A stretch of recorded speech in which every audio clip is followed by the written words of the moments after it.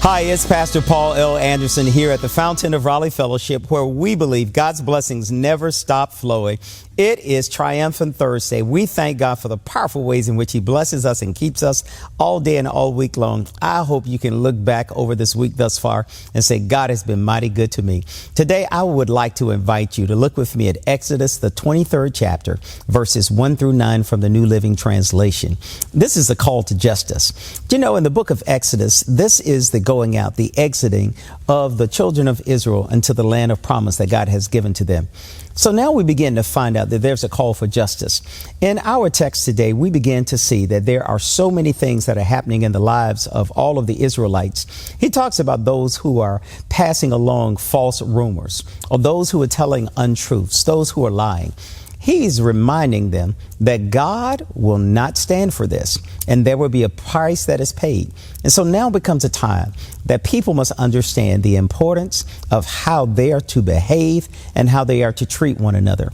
It begins to tell us about how some people have been accusing others of doing things with their livestock, how people are telling false rumors, and how they're trying to take each other to court. This becomes a very powerful message to all of us. It lets us see in the pessimistic society in which we live.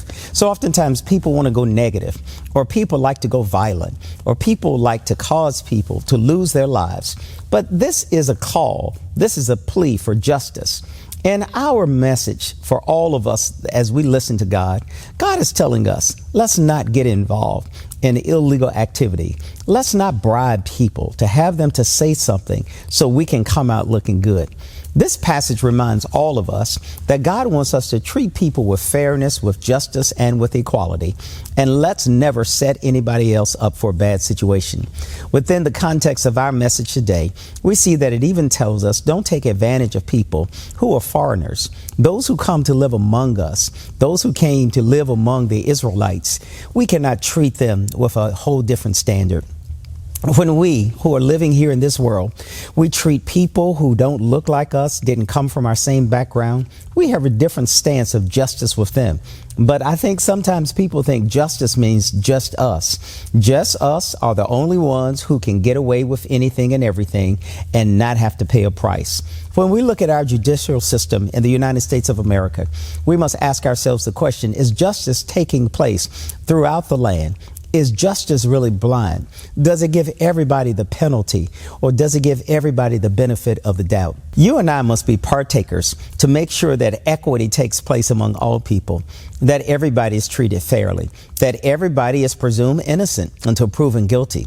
But too oftentimes we find out that people are guilty based upon our own set of our evidence. The text begins to remind us, let's treat everybody with fairness, with justice, with equality, and let's have a call for justice. As they call for justice in the book of Exodus, we need justice in the land in which we live today.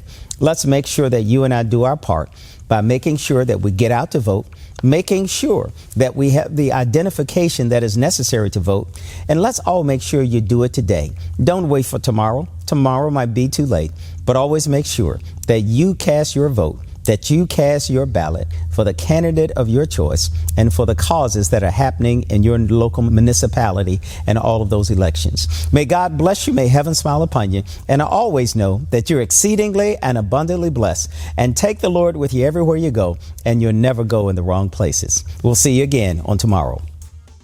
To sow a seed to the Fountain of Raleigh Fellowship, visit our newly redesigned website, thefountainofraleigh.org, and select Sow a Seed from the homepage. Also, giving has been made easier with the new Fountain of Raleigh app, available now in the Apple App Store and Google Play Store. Download today, select Giving from the main menu, and then follow the directions to complete your giving through Subsplash. Thank you so very much for all of your gifts and donations that you've given to the Fountain of Raleigh Fellowship. We thank you for what you've done in the past, what you're currently doing, and what you will do in the future. Your gifts and donations helps us to spread the gospel of Jesus Christ, not only locally, but throughout the world. Thank you again for your gifts, and may God continue to richly bless you. It is here at the Fountain that we believe that we are exceedingly and abundantly blessed, and may you receive those blessings that God has in store for you.